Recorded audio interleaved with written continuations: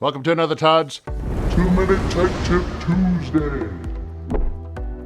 Brought to you by the National RV Training Academy, the largest hands-on RV training academy in America. All right, I got a question from Phil E. He is actually temporarily living in an RV as he's building his house. He's about to hit some very cold temperatures. Actually, he probably already hit it before I actually even did this and before we even play it, but we know that winter is still on its way. So this is going to be great. Here's the situation. He says, we are living in the RV. We got sub-freezing temperatures outside. What does he need to do? Does he need to drain his water lines? Does he need to drain the water heater or anything else? Now, here's the thing. He's living in it, okay?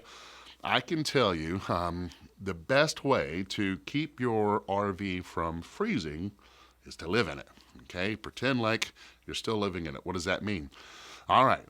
Well, that means that you're running your furnace, which means you got to keep the propane in there, but run your furnace, right? Those furnace lines will help keep your water lines warm. Keep your water heater on. If you're living there, if you could do anything to protect that water heater, if you have electricity that you are hooked up to, keep it on, okay? You're not going to freeze that water heater if you keep it on, okay? The thing you really need to look at is your low point drains. You want to make sure that there's little to no water in there. Try and protect those.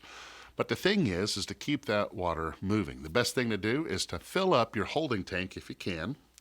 If you have your heated tank warmers, turn those things on, right? And then, of course, use that water. If you can keep that water full, keep the tank warmers on, and keep the furnace on, that should prevent you from having too many problems, okay?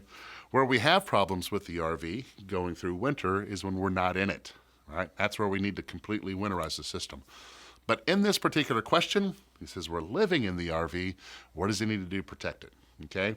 The last thing I would say is find ways to maybe skirt up underneath, prevent the airflow. Most of the heat loss that we have is up under the RV itself, right? So if we can try and keep some of that heat up underneath there, then we don't lose a heck of a lot, and that's actually where our water lines are. So live in it, keep it on, keep your water heater on, just keep it on. Don't, some people turn it off until they use it. Just keep it on. That water heater will reach a certain degree of temperature depending on the brand, 140 degrees, 160 degrees, and they'll stay there, right?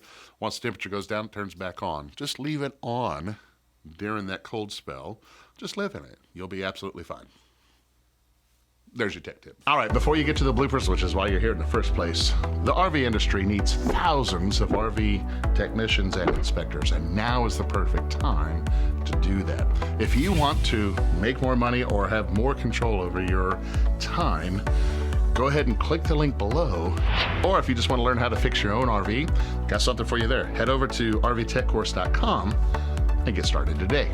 Now for the reason that you're out there in the video, roll the bloopers.